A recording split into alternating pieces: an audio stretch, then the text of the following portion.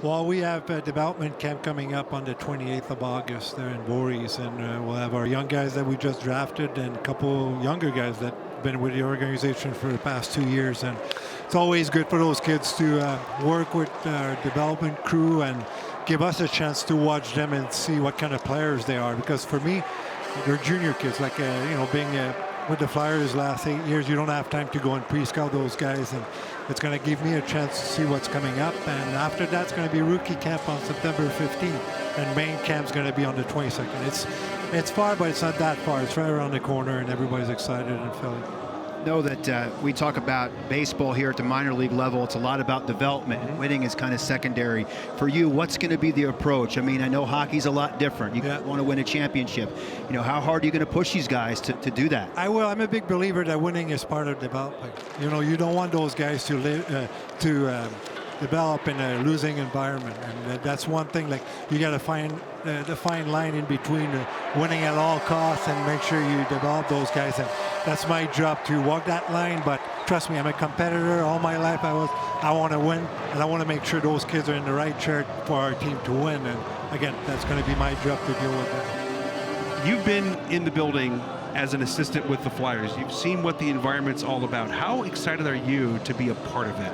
I'm pumped because I've been here before. I came here to watch the Phantoms even when I was assistant coach, and I see the crowd, and it's pretty much the same crowd than we have in Philly. They're passionate fans. They care about their team. They care about their players. And for a coach and for staff and for a team, for players, that's the only thing you can ask. And that's what I'm going to tell my players. Give them their all, and they're going to love you. And that's what I'm looking for my players to play in front of everybody. I talked about this with you at your press conference, and you have a special place in the hearts of Flyers fans for the way you played and what happened to you on the ice with the injury.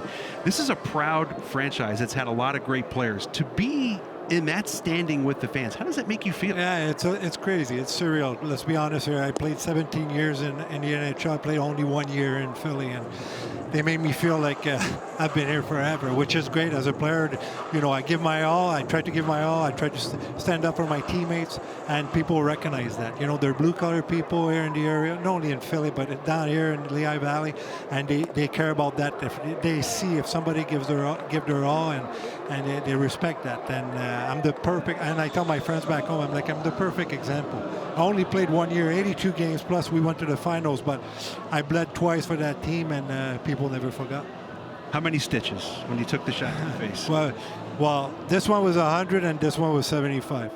And this one was more painful, but this one, I was damaged good after that. I bruised the front of my brain under my eye, and that's why I had to retire. I couldn't shake off those concussions. But the first one, you came back that same night. In the third. Yeah, I missed the second because Dr. Lindsay took his time to stitch me up, and I came back in the third. And you know what?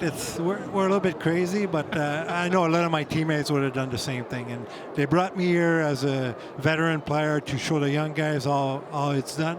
If you're okay to go back on the ice, you should go back on the ice. And I was okay to go back, and that's why I went back.